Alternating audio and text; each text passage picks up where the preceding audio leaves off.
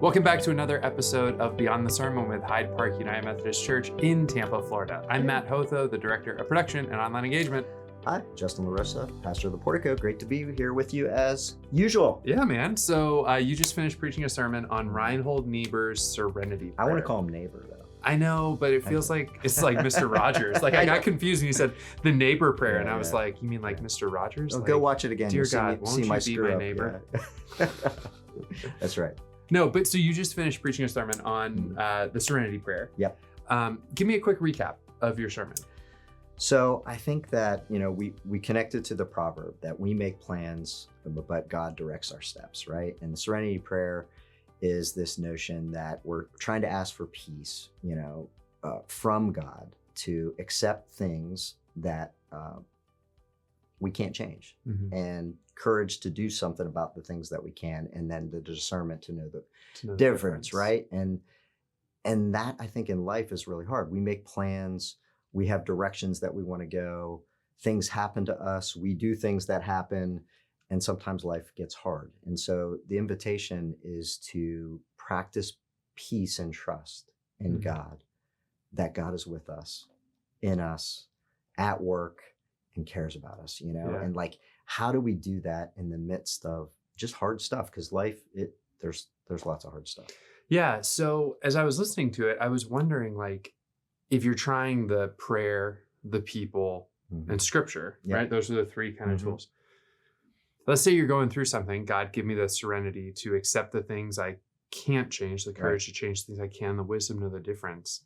That acceptance piece is the hardest part. I mean, when you've done those things and the situation isn't changing. Yeah.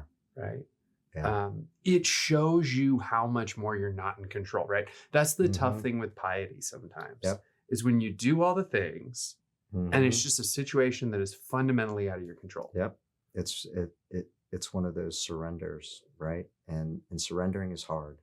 Letting go is hard. I mean, I just think about my own personal, some of the people know about my dad. My dad was on and off the street, never really had a relationship. I could just never fix that, and grieving the relationship that never was and never would be was something that was just, something I had to walk with, something I had to surrender to. Like, I wanted it to be different, but it just never was. Yeah. So as a pastor, as a minister, I mean, how do you reconcile your own experience of that?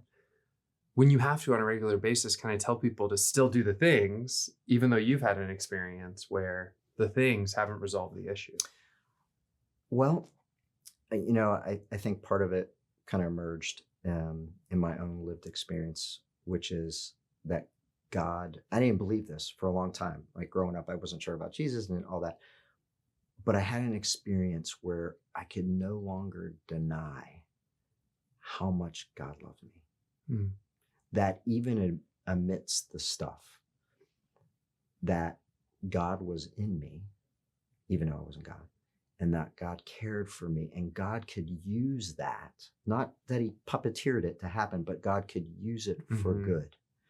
And that's the hope in that moment. When the pain is great, no matter what it is, it's hard to connect with that. But as walking and trusting and looking in the rearview mirror, there are times at which, even of the most challenging things, that I can see God with me.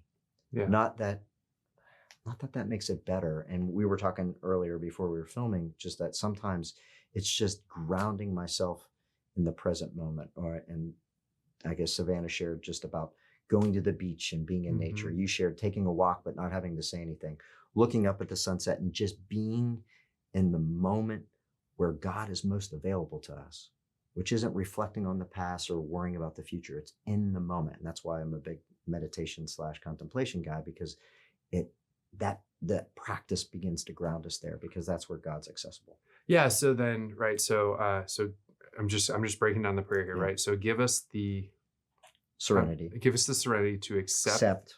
Thank you. To accept the things we can't change. Right.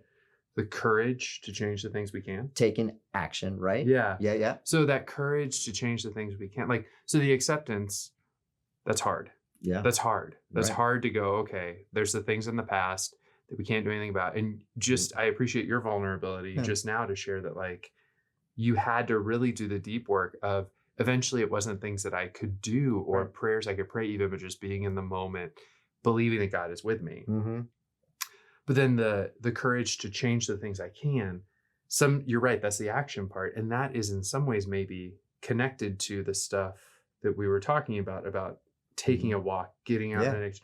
We can't change. And sometimes that courage to change the things we can, I think we think about, well, that's where we go do our social justice work, right? Yeah. But in some sense, maybe that is actually more of the, okay, wait a second. If we have to accept the things we can't change, what is the things that we actually can change? And what's the right action associated with it? Yeah. And those are the places where maybe it is learning if you're not a Christian, the coping mechanisms, right? If you are exploring Christianity, maybe it is things like contemplation, prayer, scripture reading, those sorts of things.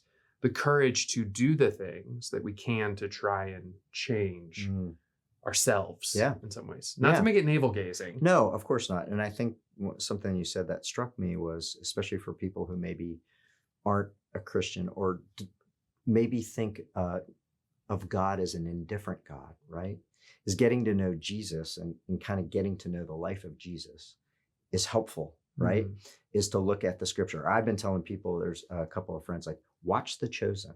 Like, I'm not a big, usually Jesus TV guy. I'm just not. But that show kind of opens up who Jesus is to people who maybe wouldn't read the scripture. And so getting to know that personal God, the image of the invisible God that cares, at least for me, has helped. And walking in the unknowing, for me, is having a scripture that I can kind of go back to, or I believe, help my unbelief. That used to be my thing. I believe, God, help my unbelief, right? Like, that's faking it till you make it. That's the 12-step. I believe, help my unbelief. Okay. But I think you touched on something that's really, really hard, and is knowing when to act and when not to act, or what to do, right?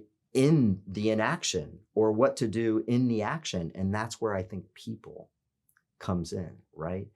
If we're all up in our head, sometimes we don't make the best decisions. Our motives are skewed, or we're influenced by our past, our hurts, our habits, our hangups, or maybe motives that are skewed that we don't even see. And that's where a good friend or pastor or spiritual director, somebody can help us like process this, get it out of our head.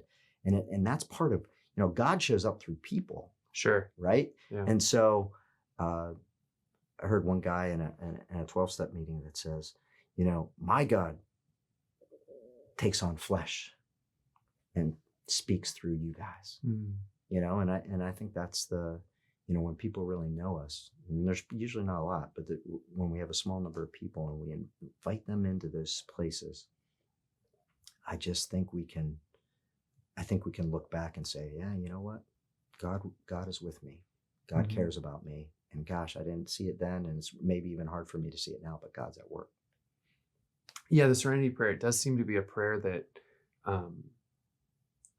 really helps us see what's going on in the rearview mirror in some ways, is to see how God has been at work.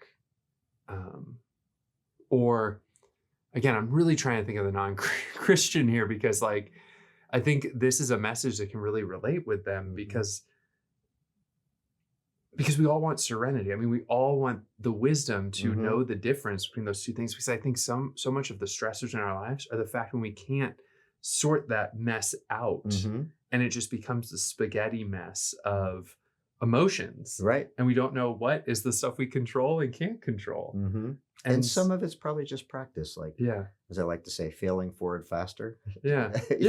Right? Figuring out what doesn't work and stop doing it. Right. Or as my counselor would tell me, learning to know what your positive self-talk is, your negative self-talk is, and then how to reframe those tapes that play in your head that are telling you things that just are reinforcing possibly things that aren't true. Right. And which connects me back to, I sponsor some people in the 12-step fellowship, and I have them write down the 3 messages, the negative messages that they give themselves about life. And then from that, I have them select a prayer word that when they notice that they're telling them that message, to say, one guy's whole thing was regret, right? And then I have them use a word to reframe it. So gratus is the word that he uses, which is gratitude, because with regret, he can't feel gratitude.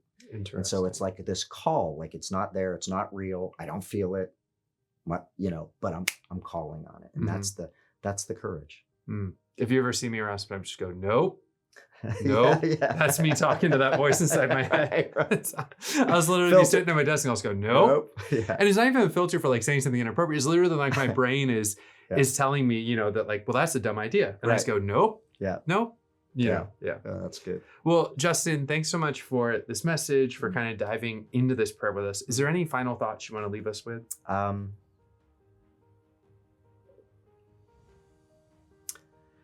I think it really is a response to the question, right? Can we trust God? Is the universe benevolent? Jesus and our faith would say yes, but we got to try to practice and wrestle with it, because it doesn't just unfold so easily. Yeah. So that would be it. All right. Well, thank you, Justin. Thanks, man. And thanks for joining us for this episode of Beyond the Sermon. You can find more episodes on our podcast feed or on our YouTube channel. Until then, we'll see you next time.